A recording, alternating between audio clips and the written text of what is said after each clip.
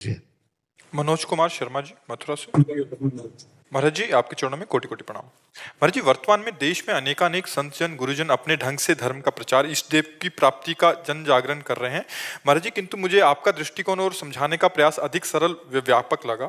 महाराज जी, इनका एक प्रश्न है, ये आजकल बार बार आ रहा है, मैं उसका समाधान अनेक ढंग से हो जाए इसलिए कह रहे हैं। महाराज जी, इनका प्रश्न है कि भगवत प्राप्ति के लिए या धर्म कर्म के लिए मंदिर या आश्रम में जाना आवश्यक है क्या? घर पर शुद्ध मन से नाम जप करते हुए परिवार के प्रति अपना उत्तरदायित्व सही से निर्वहन करते हुए भगवत बिल्कुल प्राप्ति की करेक्ट, जा सकती है? बिल्कुल करेक्ट, बिल्कुल करेक्ट, बिल्कुल करेक्ट। जो आपने कहा वो बिल्कुल करेक्ट है।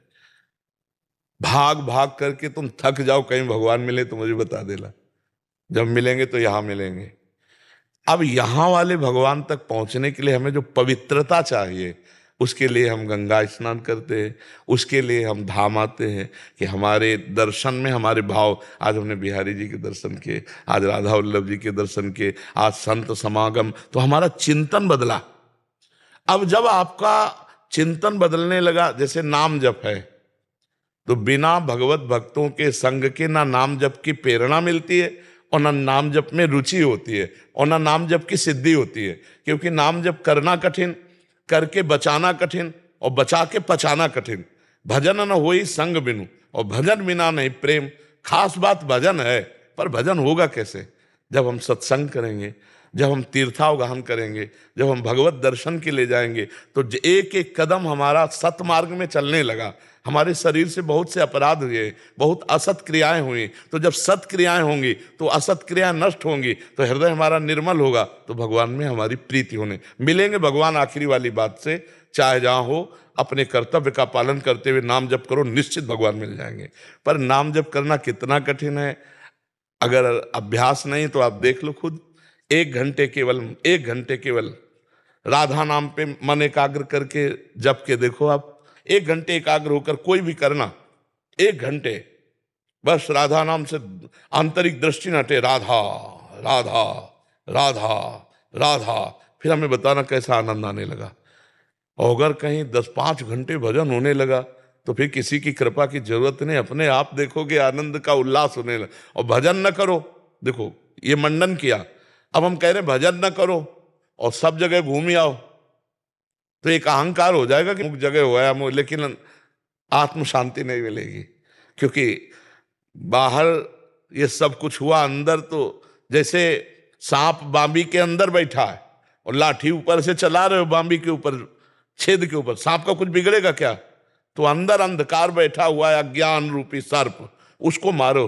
अंदर वाला मार दिया गया तो बात, अब अंदर वो तब मरेगा जब पहले उसका ठिकाना पता चले और फिर उसका अस्त्र हो कि वो अंदर जाके उसको मिटाए। तो ठिकाना हृदय देश में ही है, भगवान भी हैं और अज्ञान भी वही है। अब हृदय का अज्ञान नष्ट करने के लिए गुरु जी के चरणों का आश्रय लेकर जब साधन में लगते हैं, तब पता चल जाता हो, जहां मरा ज्ञान, तो फिर आप ब्रह्म स्वरूप हो।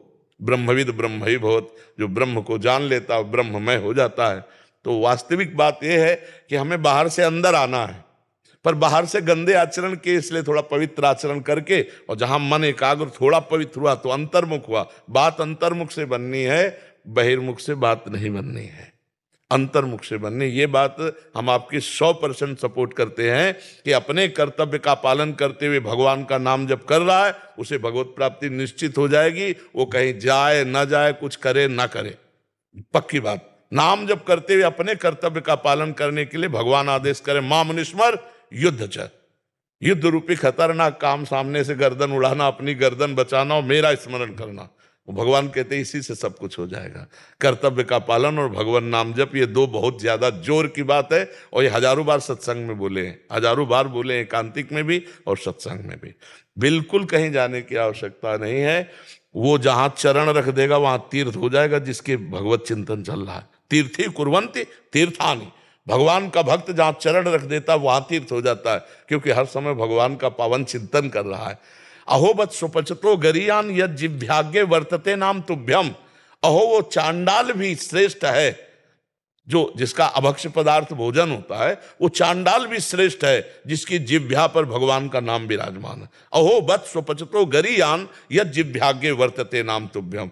और अगर भगवान का नाम नहीं चल रहा है, वो सब बाहरी बातें, तो हम ये देखा है, आपको सच्ची बता दें, धर्म फिर अर्थ फिर काम फिर मोक्ष, 4 पुरुषार्थ रखे गए। धर्म पहले है, और जहां धर्म है वहां अर्थ पीछे है, और जहां अर्थ आगे है वहां धर्म नहीं है।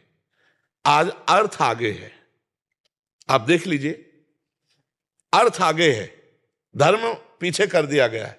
धर्म आगे होता है, अर्थ उसके पीछे चलता है। जो भगवान के आश्रित है, जो धर्म में चलता है, शास्त्र कहते हैं जैसे नदियां बिना चाह के समुद्र में अपने आप जाती हैं, ऐसे भोग सामग्रियां ईश्वर उसके चरणों में लुटता है, जो भगवान और भगवान के बनाए हुए धर्म मर्यादा से चलता है। धर्म आगे तो अर्थ पीछे, अर्थ आगे तो धर्म गायब। बड़ा समस्या है। बस हम इतनी प्रार्थना करते हैं कि जहां आपको शास्त्र सम्मत बात सुनने को मिले, वो बात पकड़ो, परमार्थ में चल दो, किसी के पीछे लगने की जरूरत नहीं है। किसी भगवान आपके साथ हैं, गुरु आपके हृदय में बैठे हुए, वो आपको एक एक कदम संभाल के चलते जाएंगे, पीछे पड़ने की जरूरत नहीं। आज पीछे पड़ने में पता नहीं चल सकता कि हम गलत मार्ग में जा रहे हैं कि सही मार्ग में जा रहे हैं।